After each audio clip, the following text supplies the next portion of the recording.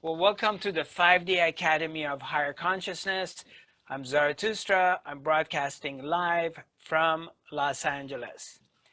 The topic of this week is the power of silence. Mhm.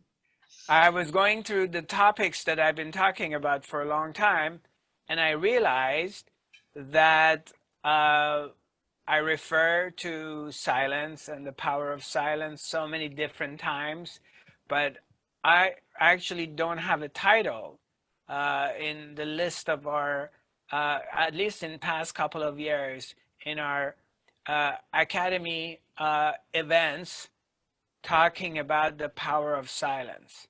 So, so I decided to dedicate this session to that and really get into it and explain it in details so everybody can understand, especially those who have joined me for the first time, they get a clear understanding of what I mean by being quiet, what I mean by the power of silence, how it can revolutionize your life, how it can benefit so many different aspects of your life. Uh, and I'm going to get into that because it's a treasure. Okay. Um, First thing first, as always, we're going to be doing a meditation. What I would like you to do is simply diverting back your attention inwards as you're shifting your attention from the other world. And when I speak about other world is either your attention is on the outside objects, events, noises, whatever, sirens, whatever you're hearing from the outside, kids playing, dogs barking, whatever that is, you're hearing the cars driving or whatever, someone in your house is cooking, as well as your attention on your own thoughts, emotions, and your body. So you want to shift your attention from all of these things. They all fall into the category of external. You want to, so they're all external. Bring your attention inwards, shifting your attention inwards. And you start actively seeking, looking for the one inside you who is hearing me right now. The one inside you who's looking at me right now. The watcher, the observer. I'm not talking about your mind. Your mind is going to say blah, blah, blah, blah, blah, this, that. Look at him. I like his color. I don't like his color. He talks da, da, da, da, da, da. Not that one. You go deeper beyond your mind to the source of the mind. Where do the thoughts come from? Who is observing the thoughts? The witness, the watcher. You bring your attention to that part of yourself. And you don't put much effort into it. It's not necessary to get into a breath if you want to be breathing and get into a breath control or breath manipulation system, then your attention goes on your breath. Or if you want to be saying a mantra, then your attention goes on your mantra. So now you're still putting your attention on an object. What I'm referring to is to go beyond all of that. Simply bring your attention to that place which is aware of everything, is aware of what is happening, but is not involved with it. So you bring your attention to the source of yourself. You can call it the emptiness, the nothingness. It's got different words, but that's fine. Just bring your attention to that area. Simple silence.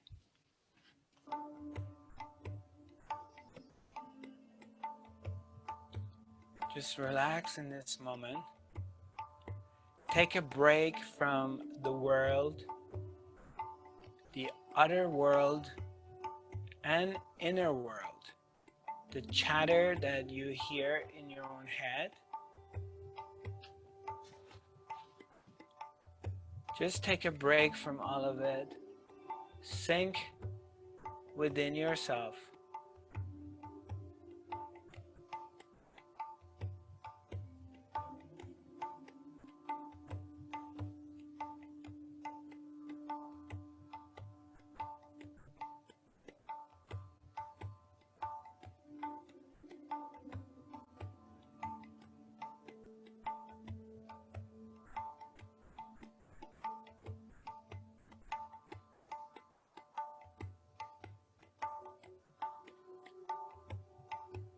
And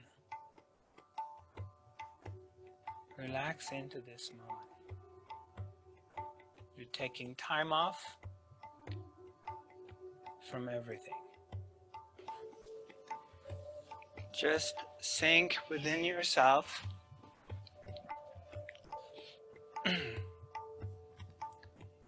Without trying to manipulate anything.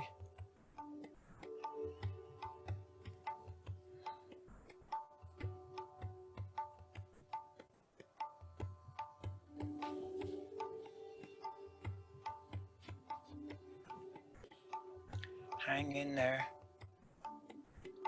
Just relax into this moment without an agenda. Don't even make meditation your agenda. Simply being here without trying to get anywhere, without an effort. And allow here, this moment, to reveal itself to you.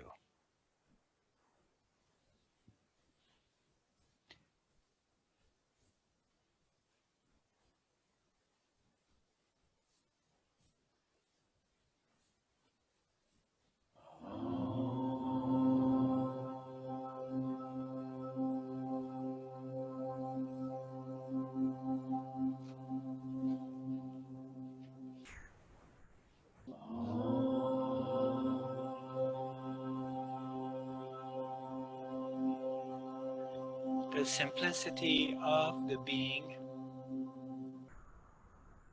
the I am here.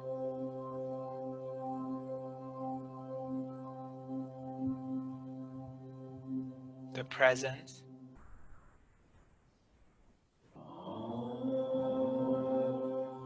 Actively participating, practicing your natural state of the being, but not having an agenda. You're not trying to accomplish anything. This is not a goal. We're not trying to get anywhere to anything in this moment. We're not trying to prove anything. We're simply doing a very, very easy, simple thing that most human beings have forgotten about it.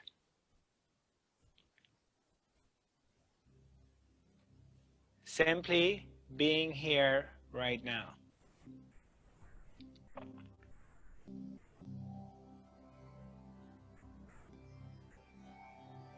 And disengaging from all the distractions by bringing our attention inwards towards the source of our thoughts.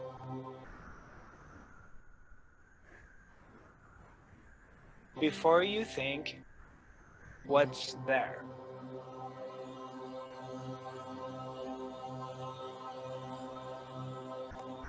Before you define yourself as your identity or whomever you believe you are, what is there?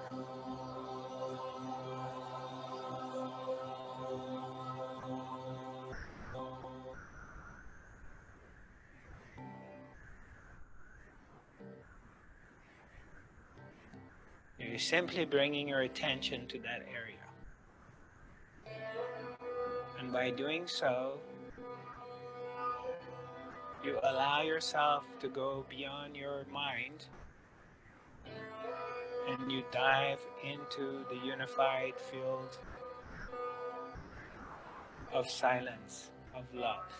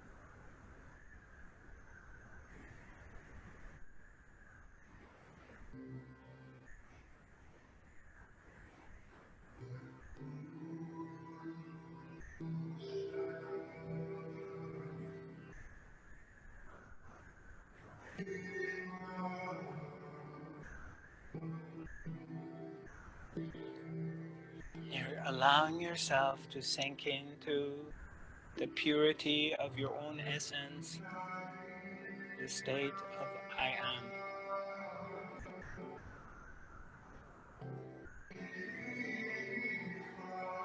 Not I am this or I am that, simply I am.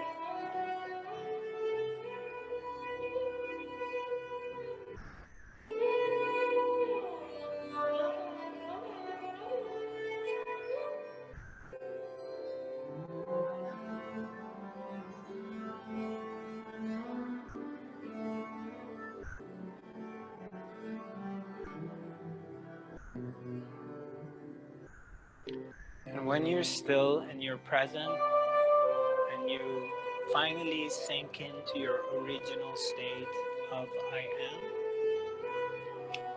you will experience a phenomenon. An energy field appears because your vibrations begin to rise to a higher frequency. And as this rise happens, you're vibrating to a higher frequency, an energy field opens up. You tap into that field and you begin to feel a from a low to a mid-range dosage of bliss. You go into a deep state of calmness, quiet, and bliss takes over.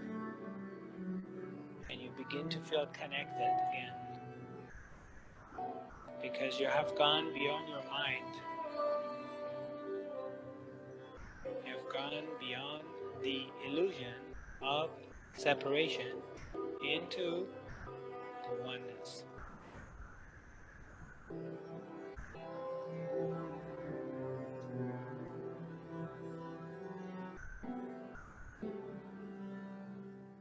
Reintegrate back into the physical body, the world, the other world. So we learn through our practice how to go beyond the thinking mind. It's a system that we have to, in this life, because we're conditioned. We've been conditioned from childhood very deeply, and thousands of years of conditioning to be focused in the other world, including, when I say other world, that includes our stream of thoughts and the ups and downs of emotions, the stream of emotions, and the physical body. These are all on the other world. They're outside of who you are because they're being observed from somewhere inside. And the world you appears to be. So you're constantly, your attention from childhood, you learn to put your attention on these things. So it is a conditioning. Then you come to this teachings, you come to meditation, and meditation and this teaching is referring to something the opposite of what all your life you've been conditioned to pay attention to. So now the teaching is about disconnect from all these different things and bring your attention inwards to the source of everything, the source of yourself, the source of your thoughts. So obviously in the beginning it kind of sounds weird because the teachings is not giving you an object, is not giving you something to do, is not telling you that you should be saying a mantra 5,000 times a day, or you should be paying attention to your breathing.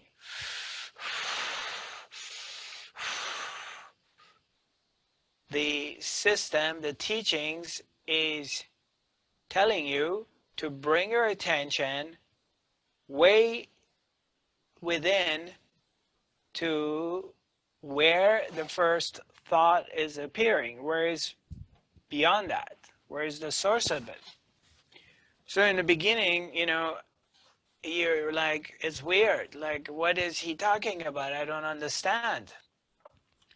But since there's an alignment here of the universal intention, and Her Majesty, the Supreme Soul, the Ishvara, is inviting you and pulling you back in. So when you come in contact with this teaching and you feel a resonance with it, there is a phenomena begins to take place that something pull you inwards. As you heard this, bring your attention inside. So all of a sudden you're like, okay, I bring my attention inside. As you're making an effort to put your attention within, a force is gravitating you and pulling you in. So it's not that you have to do this all on your own and it's impossible or it's a lot of work. No, it's an understanding or a realization of a space that is already within yourself. So someone has walked up to you and is telling you, hey, there's a space inside yourself which is free, which is beyond the thoughts. So once you start to get a grip of it, of an understanding, then naturally your whole being cooperates and you say, okay, well, I'm interested to know what is this space within myself that is always here, it's always present, and it's always still and silent. What is this? What is he talking about? What is Zarathustra talking about? Maybe I should investigate it. Maybe I should just pay a little attention. So as your attention goes in that direction, then the force field grabs you and pulls you in.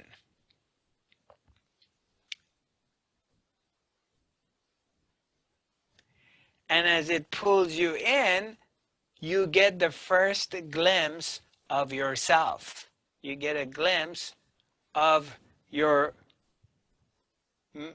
majestic being, the presence of the divine self is sitting in there on her throne within yourself. So you get a glimpse of it and you get blissed out. Everything becomes quiet, all your problems disappear, your fear and your worry and anxiety disappear, even if it's momentarily, and bliss takes over, love takes over, and you feel in ecstasy. So now you got a taste of who you are. So that pulls you in and you want naturally more. And many of you, and I've been included, that I walked up to my teacher and I said, well, Guruji, I want more. I want to be in this place more and all the time. This is what I want. Excuse me. So this is how it works.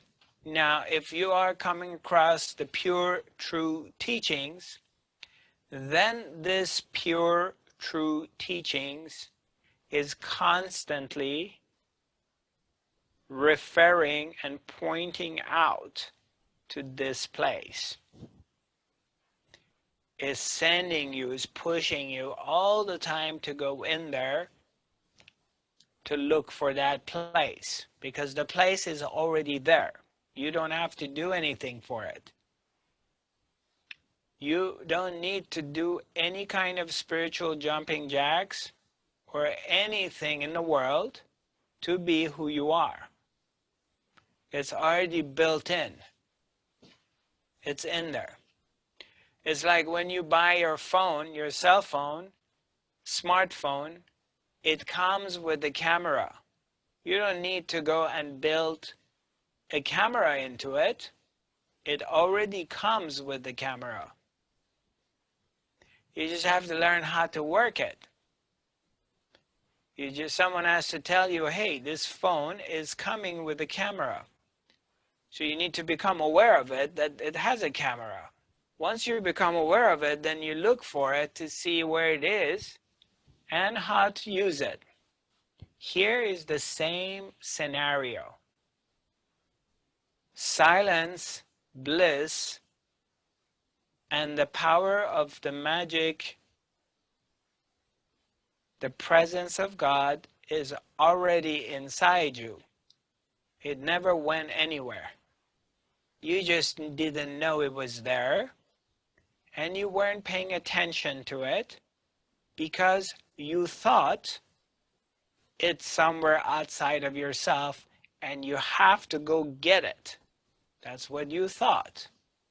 And a lot of the teachings, a lot of the people were supporting that idea for whatever reason. And it still happens. They're sending you out there to find it. But you're wasting your time because it's not out there. It's within yourself. So how do I discover that I am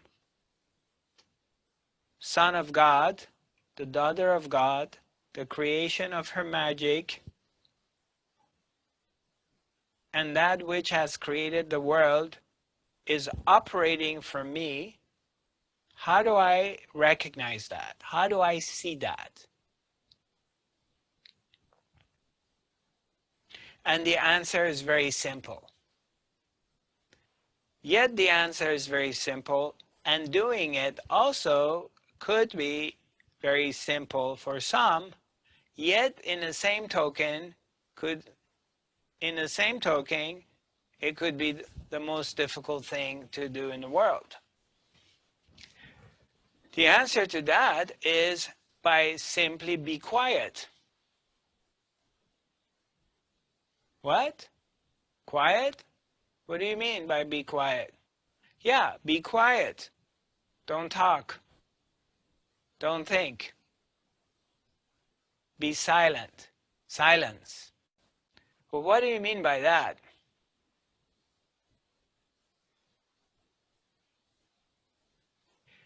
The key, the password to self-realization,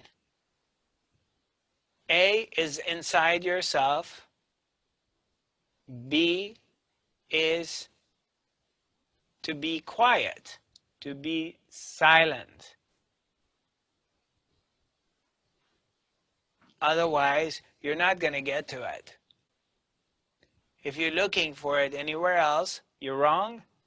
And if you're blah, blah, blah, blah, blahing, and you're reading all kinds of different things and trying to understand it intellectually with your mind, then good luck. Come back next life. You get another chance. It's not going to happen. You can do whatever you want to do, follow anybody you want, spend as much money as you would like. You will be in the same miserable place as always. Because it's not an object you're looking for. It is a space which is already within yourself.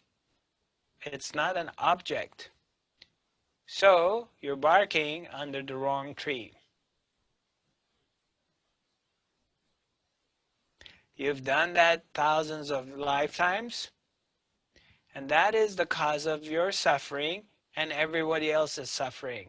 The human race is suffering because human race has a busy mind. And this mind has the power of manifestation. It has manifested a chaotic world. We're in it right now. You can see it. And it looks like it's getting worse. Certainly doesn't look like it's getting better. It's falling apart and it's disintegrating.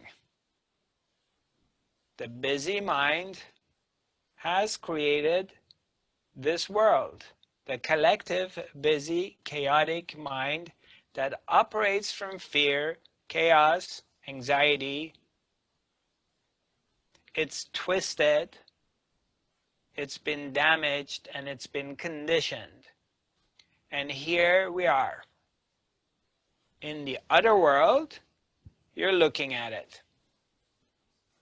And don't you put your finger on anybody else and blaming anybody else for it, because we're all a part of that collective.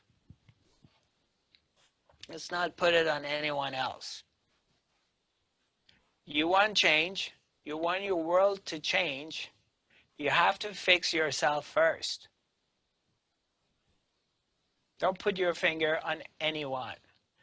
My daddy raped me, my mommy beats me, I've been abandoned, my husband left me, I cheated on my kids, I'm disabled, I'm disadvantaged, blah, blah, blah, blah, blah.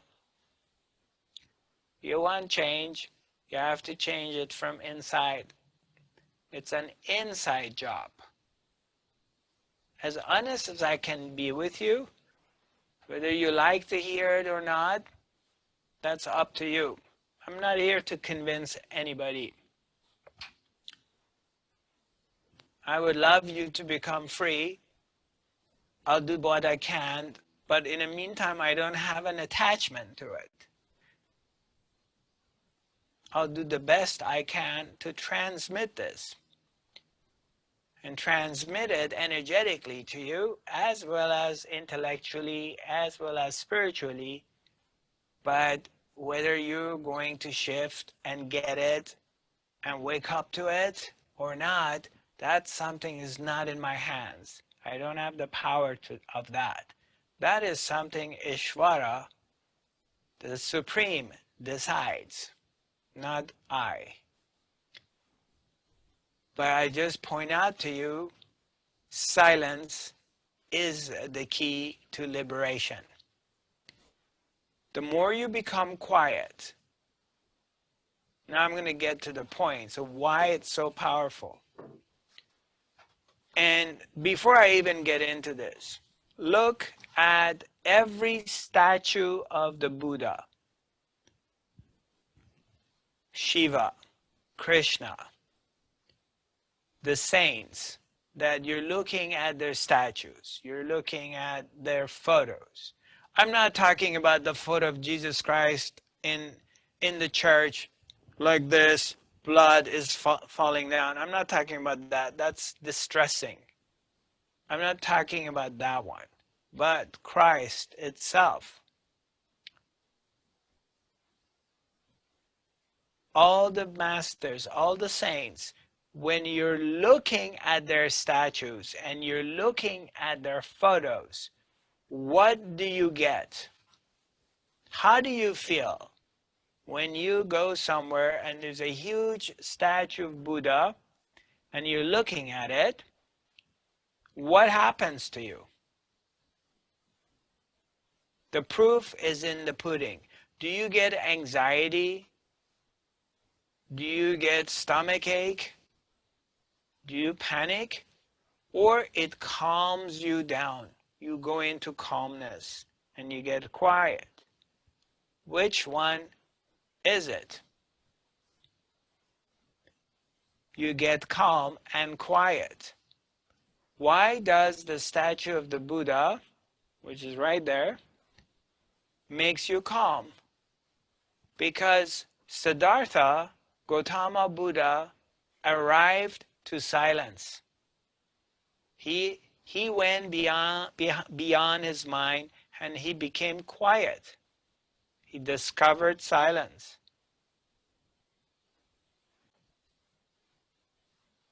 No thoughts.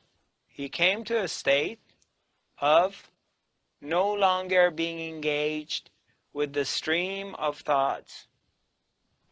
He recognized that the stream of thoughts are not who he is. He is the one who is observing them. He's the one who notices them, but he's not the thoughts. Similarly, the same thing, the recognition of that he is not his emotions. The ladies should know that very well by now. You know your ups and downs, up, down, especially when that part of the month comes, then you're suffering from all these ups and downs. Or you getting some news or whatever, flukes of the emotions. When you discover silence, then you start to recognize that you are not this up and down and up and down and up and down. And you're no longer a victim of it. You don't have to be victimized and be helpless because of your ups and downs, of emotional ups and downs, because you're not. You're the one who is observing it, but you are not going up and down. You're simply observing an up and down in emotions, but you're not it. Why? Because you're established into silence. You have discovered silence.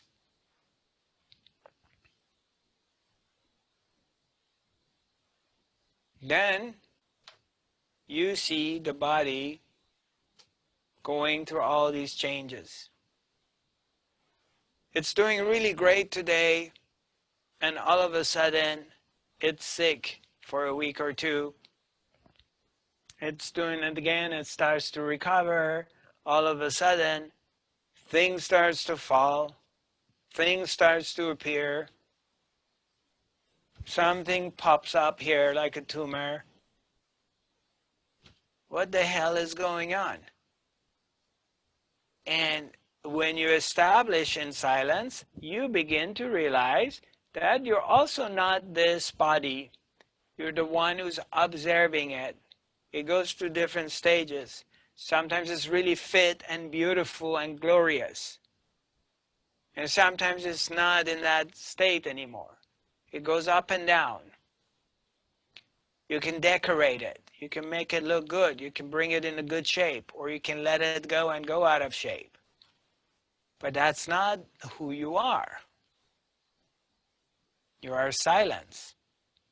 You are the observer. You're that which is here, but it's not involved with anything.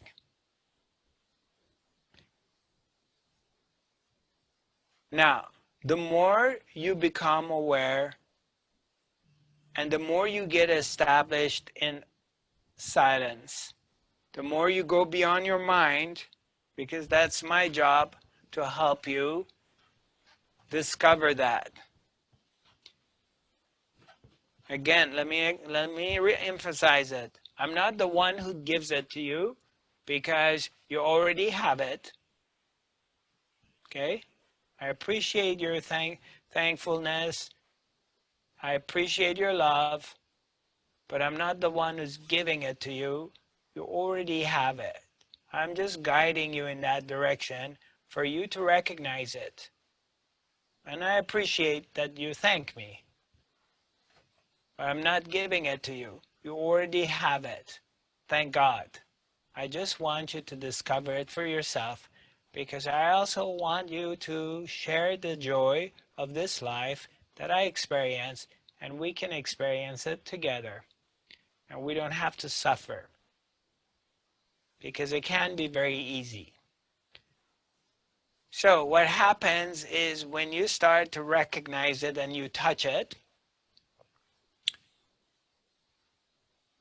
you're automatically recognize that all of a sudden you're not in anxiety, you're not in fear, you're not shaking, you're not worried about what is happening outside, because you went beyond that. So automatically a phenomena takes place. And it's for everybody, it's impossible not to happen. Every awakened being has gone through it. Everyone who touches this place experiences it universally. So there is no exceptions. This is a universal law that it happens. The more you become quiet, the more you touch the place and you sink into inner silence, the higher are your vibrations. Your vibrations begin to rise to a higher frequency. Why? Because you're quiet. You're not blah blah blahing. Your mind is not busy. You're not engaged with the blah blah blah. And when you're not engaged with the inner blah blah blah, naturally you don't get engaged with the other blah blah blah either. The other blah blah blah gets distant from you. You hear it, but you're not involved with it. Okay, let me tell you one other thing, because a lot of you come to me, a lot of people come to me and mistaken this. I'm not talking about positive thinking, okay, my dear? Please pay attention. I'm not promoting positive thinking or negative thinking. Positive thinking and negative thinking is the same shit. They both stink. I'm talking about no thinking. Even though positive thinking is better than negative thinking, by far, but it still keeps you in bondage. You're still a slave because you get involved in the world of thoughts and you get attached to trying to control your other world, the world outside of you, and you're sucked into manipulation of manifesting materials going in your way. So you're engaged in the world of thoughts and you can't free yourself. You have to come back again one more time.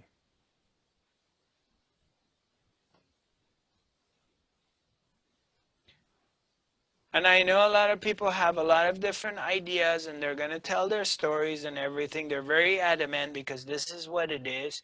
Fine, keep it to yourself. Do your thing if you want. But if you come to me and you're asking me, I'm telling you this is the way. I'm not here to persuade you. I don't care. Believe me. I love you, but you're free to do whatever you want to do. Do your thing. I'm not trying to persuade you. So I have nothing to argue with you. Don't try to convince me. I don't care. You want to get engaged into positive thinking, blah, blah, blah, co-creating. Good, good for you. Do what you want to do. But you're going to be miserable. And you're going to suffer. Maybe you come back to me 5 years from now if I'm around, or 10 years from now. Maybe not. But that's not the way. So positive thinking, negative thinking is not the way. There's no thinking, no thoughts. Be quiet. Practice that. Make that your motto. Make that your priority.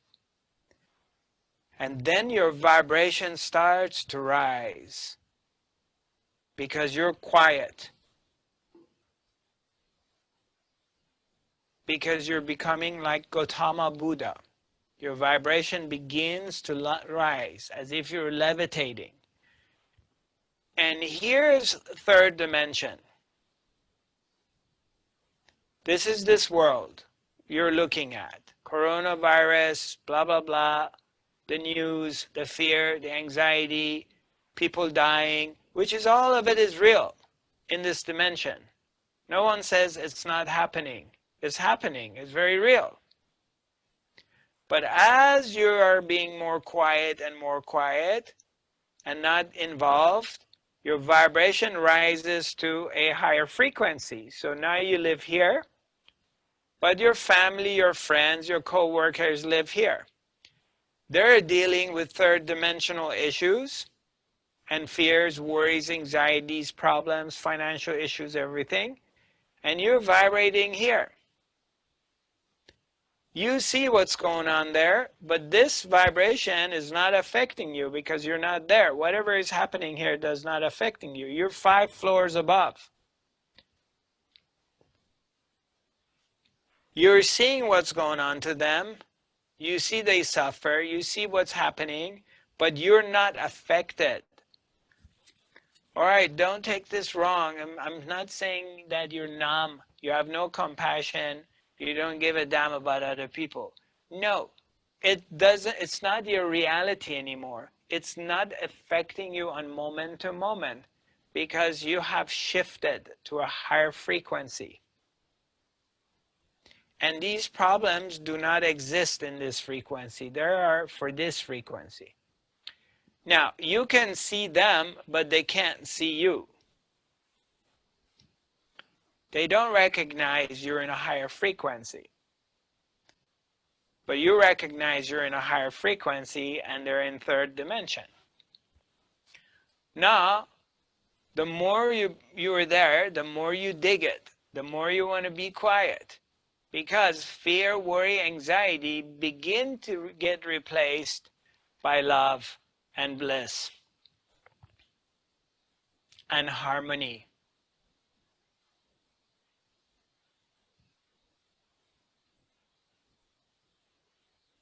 Synchronicity and harmony begin to take over your life. The flow of life has become, the channel of flow of life has become bigger. And slowly, slowly, you're no longer floating in life, you become the flow. And you begin to see the magic of life. You begin to see that anything you need gets provided. Again, there's some people, when they get to this place, they fall into the trap that they have learned the art of manifestation. And they may fall into this trap that, oh, I'm manifesting this and that. No. You don't want to go there. That's still getting involved. That's a trap. That's dangerous. You still want to stay in this place. You don't need to manifest anything. You're just quiet. Ishvara, Her Majesty, knows your needs. You have become the flow. They provide things for you. They bring it to you. Very swiftly, very easily. Yes, there is still physical movement. You still have to get up and shave and clean yourself and shower, go to work and everything. But you start to see how easy things come and how things fall into places. And how your fear and worry and anxiety has disappeared. And you're going to see that long periods of time you're hanging out by yourself. Sometimes you catch yourself that there's no thoughts. You've been 2 hours go by during the day, and you may be doing something or whatever, and then all of a sudden you realize, oh, well, there's been no thoughts in my mind. It's been very quiet. And there are times that there is stream of thoughts and the mind's very busy. But you notice that too.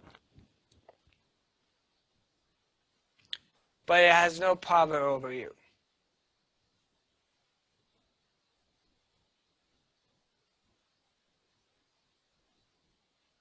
It loses its power.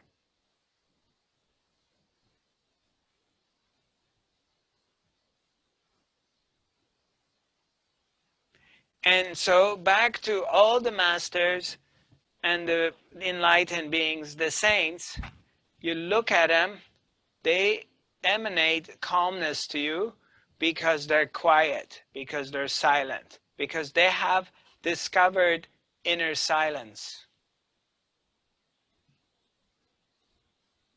That's why when you go to monasteries, Buddhist monasteries, Christian monasteries, temples, they all say, please be quiet, silence, be quiet. Don't blah, blah, blah. And you automatically become quiet. Even when you go to church, they want you not to talk. They want you to be quiet. Because the church and going inside the church originally represents the inner self, the presence. Or if you go in a mosque or a synagogue, whatever. I'm not discounting those. If I'm not talking about it, it's not because I'm discounting it.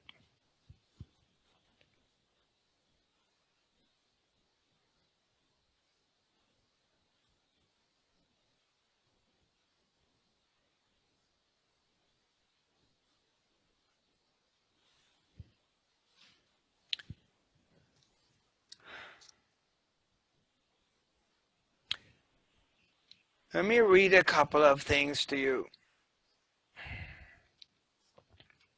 from Lightning Notes of Zarathustra. I want to go to some sections, like at page 81.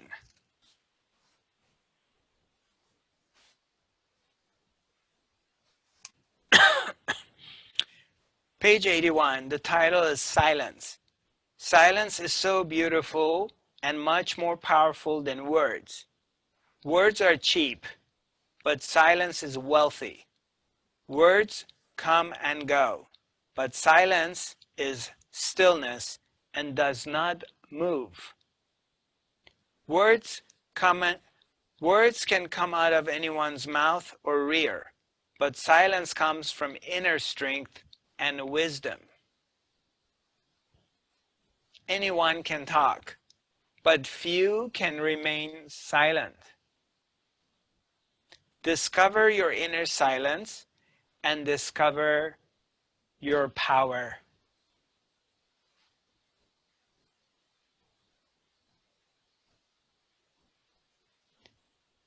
Ironically, through inner silence comes spiritual power. They call it siddhis, the spiritual power. But anyway, we're not looking for that. We're not promoting it because that's not the goal. But all the spiritual power that came to me came from silence. Everything that happened, whenever I do healing work, whenever miracles happen, it's not because of anything else. It's because all of it comes from a state of silence. And it gets transmitted. And it does its magic. So many people come to me and they want to be healers. Those of you who've been with me, you've been in my healing training programs in the past, you know how much I emphasize and how much I spend time to build the foundation about being quiet, being silent. Excuse me for one moment. I need to get my Instagram going again. It died out. I don't know what happened. We'll let it go. Okay, I want to read something else to you. Page 82. Silent people. I like people. The title is Silent People. I like people who I can hang out with in silence. The kind of people who don't get uncomfortable as soon as there's nothing to talk about. They don't immediately reach out for their iPhone, iPod, iPad, because there's nothing to say. They don't try to fill in the empty space with blah, blah, blah. They can handle the silence. How many times you're hanging out with someone that as soon as your conversation ends, they get nervous and they have to start with something else or fill in the space with nothing. You remember this, you remember that? they get so uncomfortable that there's gaps of silence in between, and there's nothing to say. Or they immediately reach out to their phone and check Instagram or their Facebook or Twitter, or they all constantly have to text something to someone because they can't simply hang out in that period of being quiet. And once in a while you discover a friend, somebody who can hang in there with you for a nice chunk of time of not talking. And you see how pleasant it is to be with them. You have a good friend comes to visit you. You're talking about this, that. After a while you run out of conversations. And you're both quiet. You're doing something. She doing, hanging out there. 5 minutes, 10 minutes. And then you start talking again. But then you realize how easily you can hang out with this person because they understand silence, they're relaxed into it, they don't get uncomfortable. And then you go into this natural flow of being with this person because it's not sucking your energy. It does not require your attention all the time. So this person, their breath, their being harmonizes with you. It goes in a synchronicity, and it becomes very comfortable being with that person because it doesn't suck your energy, your attention. Same time, you're hanging out with people who cannot hang into silence, and they get very uncomfortable. And they start blah, blah, blahing. And what happens is after a couple of hours, you start to feel exhausted. They suck your energy. You get tired because they have to blah, blah, blah constantly from one subject to another subject. I'm sure you have experienced it yourself. I'm going to read something else to you, and then we're going to answer some questions. Okay, this is in page 41. It says, for the spiritually advanced, silence. And check this one out. Silence is a way to knock on the door of Hall of Truth. Everything that is beautiful and true is born of silence. Silence is the foundation that prepares you for awakening. By talking too much, you may disturb and awaken that needs to stay asleep. When you talk too much and you're too busy in your head, you're awakening the wrong forces.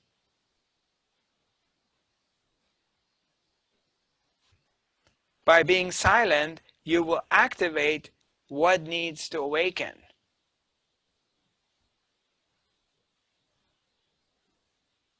Means when you're silent and quiet, you're activating the unified field of oneness. You're activating the unified field of love. When you're silent, when you're quiet. When you're busy, you're activating the wrong forces with your mind. You're awakening these entities that they need to be sleeping. Stay still, stay silent. Be invisible. Stay in the background and mind your own business so you can slowly prepare yourself for illumination. If you're seeking awakening and enlightenment, then learn how to be still and silent within. And the more you spend time in this place, the more you're creating the opportunity to illuminate. to merge into the oneness, to synchronize into the one mind, to synchronize into the one heart.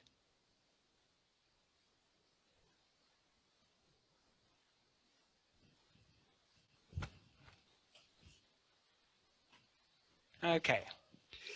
So, anybody has a question? Anybody wants to talk to me about something? Either raise your hand or write on the chat box or unmute yourself and we can talk. I'm available for you.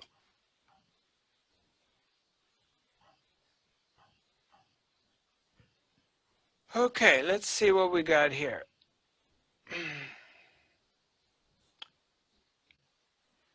One of our friends says it's natural, built into our design is direct access to source energy. Not everyone experiences the presence as her. Okay? There's a beautiful series of Netflix called Buddha on his whole life, journey and process of becoming enlightenment. Well, thank you, Leslie.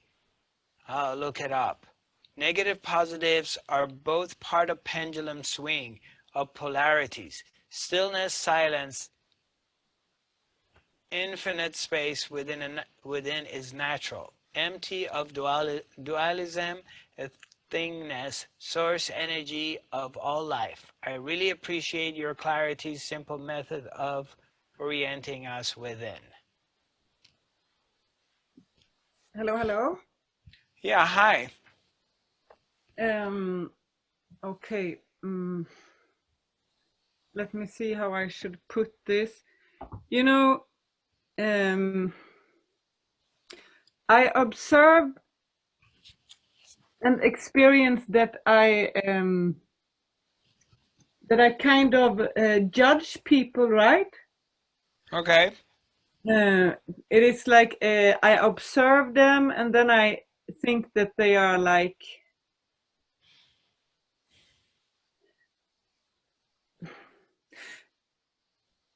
how should I put it? I observe them and then I think that they are judging other people like that other people are not conscious enough, right? And then when I observe this, I see that it's mirroring myself, that I'm judging them, that they are not conscious, right?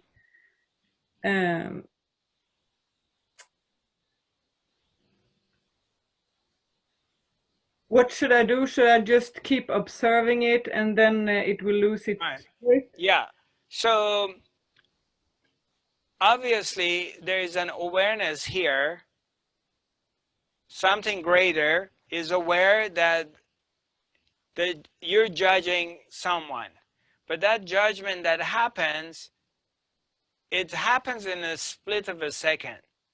Before you even try, the thought comes that, look at these people, they're so unconscious.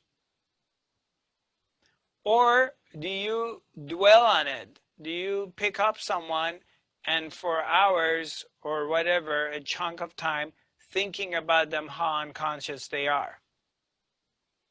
Does it happen spontaneously or you're dwelling on it? Sometimes it happens spontaneously, right? And okay. And then sometimes, you know, I get it started these things that you get involved in it. Yes, I get involved, right. And I kind of want to teach them things and show them things. Yeah, yeah, exactly. And yeah. Right. Okay. Yeah. A, you're not the only one. B is you're not your thoughts. You have no control on your thoughts, as much as everybody would love to. So you see someone is unconscious, and the first thought comes, look at these people, they're so unconscious. Or, look at these people, is so overweight. Look at these people, they don't take care of themselves or their health, or they throw their users and their consumers and blah, blah, blah. That's a natural thing that happens by the mind, because the mind is judging. Now, let's say it's a situation which is annoying you, and you're now starting to dwell on it, and your mind gets focused on it, and you can't. So you get involved in this thing, in this avalanche of thoughts falling down, and it gets bigger and bigger. But later on, or during that time, are you aware that you're judging? Is there a phenomena? Is there an awareness that here I am judging these people during or even after? You did your judgment, you spend half an hour judging him, then half an hour after, you become aware you were doing that. Most of Right? yeah. Go ahead. Yeah, most of the time I'm aware of it when it's happening, right? Okay. At the same time, right? But you can't do anything about it to stop. You're aware that you're judging in that moment, but Yeah. you can't. But you don't stop yourself from doing it. No, because I get kind of curious, like, Yeah. yeah, Okay, stop there. yeah. That's okay, Karen. First of all, I admire your courage to say this, because not many people have that courage to do it. So I appreciate you brought it up. But you're not the only one. The fact that there is an awareness greater than the judgment here is aware that Karen is judging, and Karen is involved and curious or enjoying it or whatever it is. But there is an observer observing that part. That observer doesn't care. So what you want to do is you want to consciously recognize which one are you. Are you the one who's observing Karen is judging? Or you're Karen who's judging? The moment you recognize it, just right now you brought it up. When you recognize that you're observing Karen is judging, then you're the observer. It doesn't matter what Karen says or does, because it's no longer unconscious. Consciousness is there. You're fully aware of the function of your mind, your prejudice, your background, your conditioning is functioning. That's your conditioning functioning. It's okay. It's conditioned to do that. You just be aware of it. And in that awareness, you neither beat yourself up or beat anybody else. And the more you recognize that, the more this phenomena slowly will fade away. Because quite often what happens is that you recognize you're judging, then what happens, you start beating yourself up and not loving and accepting yourself because you've been judging. Now, you get wrapped up in this vicious cycle. So it means you're back in the world of the mind. Does this make any sense? Yeah. Yeah. Something is aware here as we're talking, something greater than what you think you are is aware. Something bigger is seeing it. Otherwise, you wouldn't be knowing it. Bring your attention to that part of yourself and identify with this one. Leave the mind alone. Let it judge. Let it do what it wants to do.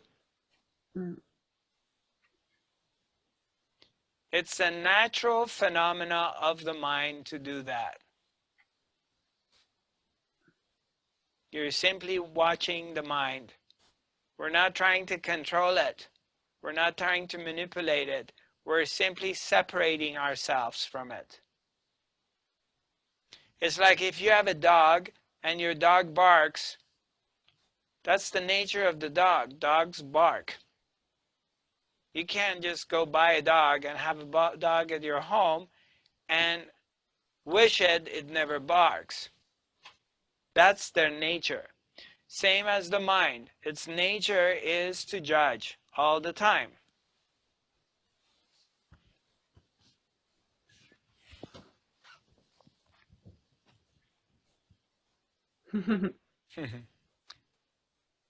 Yeah, simply you are aware of that phenomena. If you're aware of it, then you are not the one who's judging. Does it make sense? Yeah. Because that judgment, if you get involved in it as you doing it, then it comes and bites you in the butt. Because then you start hating and judging yourself for doing that. That's the next thing. I'm not a good person. I'm not holy. I'm not a spiritual person. Look at me. I'm judging other people. Then you're in this vicious cycle.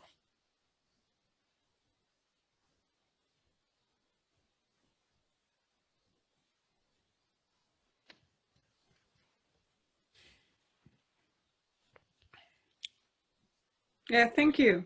You're welcome, honey. Good seeing you. Miss Leslie. Hi, Yes. sweetheart. Hi. What's going on that end?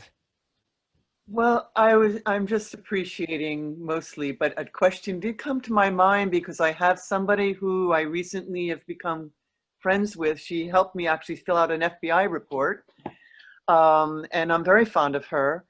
And she contacted me just before we started, and she was spinning inside of something, and I could tell something was going on. And then she started to tell me the story, the blah, blah, blah of it. I love that. It puts it in its place. So my question is, I told her I would get back to her, and she loves God, and she has she has her own way of relating to what that is. And I'm not interested in putting anything on anybody, but she has actually asked me for help. So when we're engaging somebody who, and I don't know with Karen, recognizing that somebody is in something is not necessarily about judging them, like just simply being aware that they're functioning in that. She's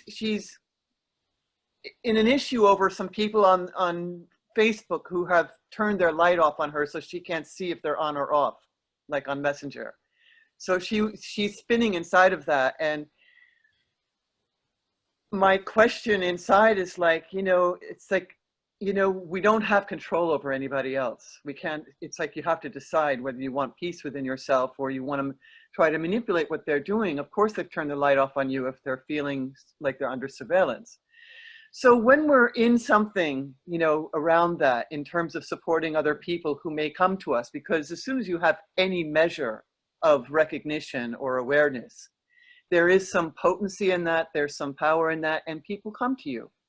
And then it's like, I'm not clear in the way that you are to be able to do what you're doing. And I wish I could share with so many, and thank you so much for doing that, that you've attained some measure of clarity that you're able to assist so many other people in orienting themselves. So holding that neutral space of stillness, of the silence, which I like to practice even when I'm out in the world. That there's some part of me in the same way I'm aware of the space around me, that there's some part of me that always has awareness of that. And then I might be in something that I practically have to engage, or somebody gets my attention. And as soon as if I'm on a bus, or I'm mostly driving, but even when I'm driving, I try to practice, even as I'm being aware of what people are doing around me. I try to maintain some measure of awareness that we're all connected to this kind of unified field, this space that we share and that we can connect with in ourselves. So Could you say something about maintaining this when we're actually engaged with somebody who is interacting with us? How to maintain and how to support them? I mean, besides, I did refer a friend to you recently, but this is somebody else. I don't know that she would be able to do this because she's kind of on her own track. But I Okay. talk to everybody from every tradition. I'm aware of the oneness of it all. And it's, to me, all part of one teaching and one truth. And, you know, what I appreciate and why I come to you is I was inwardly guided towards doing this meditation, actually. But I got lost in the dualism when everything started spinning in the world and my own life. So you've helped me kind of come back. And I appreciate the grounding of these weekly sessions. And I thank you so much, really. So you're welcome. So in a nutshell, what is your question? yeah. So in a nutshell, if somebody asks us if we have some measure of awareness of the stillness and the silence within us that is innate and inherent within every human being, regardless of path they're following, this is there. How do we engage somebody without, I mean, I guess I just have to speak the truth of it without attachment to outcome and just let her know what I see. The question is, how do I assist somebody who's asking for help when I see them spinning inside the dualism that's got them in suffering and Right. they're disconnected from inside? Can you say anything about that? I mean, you're doing it all the time, so I figure you must know something about that. Yeah. Well, the thing is, it depends where they're at and how open they are to my teachings. So I have family, I have friends, some people that I've known for years, and there's a bond with them, especially family. And you can't just say, I don't want you anymore, because you're tied up with each other, and there's a lot of love. But my close family is not into anything I teach at all. Not only not into it, they're not interested to hear anything I say. And if I attempt to say something, they will shut me down. So I learned to simply, when I'm with them, I meet them in this place that I love them. I remember how much I love them. And my focus goes on how valuable this time is that I'm with them. And I put my ideology and their ideology away. And they're spinning and they're saying whatever they say. And a lot of times I don't say anything. I just sit there and I hear. And I'm quiet. And finally they run out of steam. Finally, no matter how much you're talking, at one point you stop talking. And then they have to confront the silence with me. So I'm just quiet, I'm hanging out there, I'm not getting engaged, I'm not really responding to their story. And what happens, a transmission starts to take place, and they start to feel calm and quiet. This is more on the extreme side. I mean, this friend of yours is interacting with you, and apparently she's interested in your opinion to a certain point, I'm assuming. Yeah, she's asked me for it. Right, exactly. So, yeah. So, again, it depends to the level of their openness. And if there's to a certain point they're open and they're willing to listen, it's not like they ask a question and they hardly wait for me to finish so they can talk again. It all depends where the person is. But if they're open, then I share with them that my life has changed. The more I'm meditating, the more I'm quiet, the more I disengage myself with my thoughts, the world. I spend a little bit of time of just being quiet, being in the nature, being by myself. And the more I do it, the more quality of my life changes. So I would engage with them with something very simple, a simple suggestion, and see if they bite on it or not. Again, it depends where they're at. Some people, they come to you, bring their issues, they want to get you engaged in their drama, Right. I you feel know? that. I feel the Yeah, pull of that. they want you to get involved into the story. They're addicted to the story and they want to keep Yeah. repeating it because And the they're very, blaming and the judging and yeah, the blame, right, this one, and this. exactly, And exactly. I can do So it that. depends on your Yeah. patience and how Hmm. much you want to be involved with it. Right.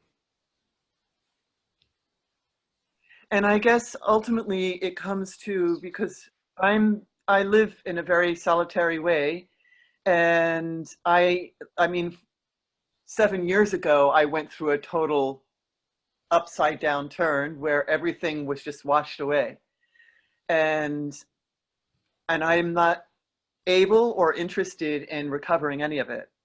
So I'm actually kind of stepping off into that empty space in my Yeah, life, not just within.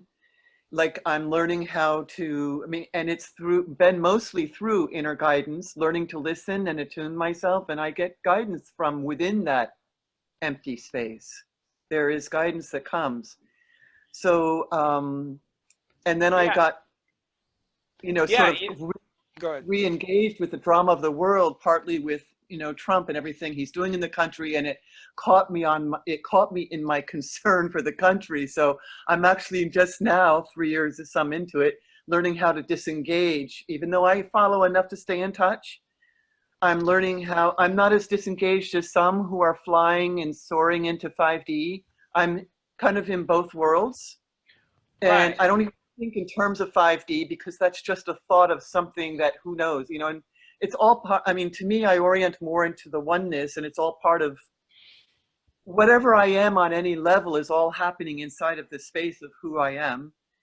But my orientation is to that stillness and the refuge of silence within. And that's to me the eye of the storm.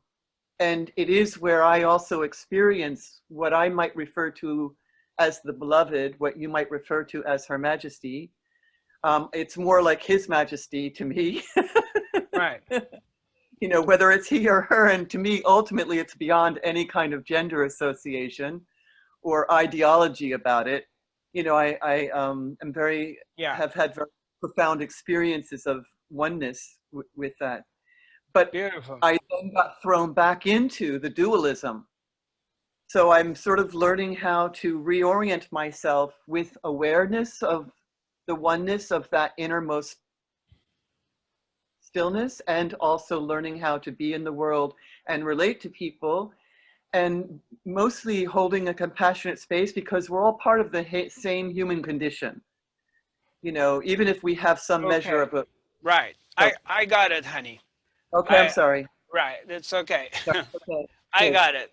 Yeah, I get it. Well said. Thank you for sharing. Um, yeah. Thank you. obviously, you're getting a glimpse and many glimpses of the power of silence. The more you are quiet, the less you get involved and get engaged with the world of the mind. Okay? The more you're giving yourself a chance to increase and elevate your vibrations. In this elevation, in this vibrational shift, you begin to see Donald Trump, the deep state, the Illuminati, the bad guys, the good guys are not separated from you. Donald Trump is not separated from Zarathustra, is not separated from Gautama Buddha, is not separated from the Christ.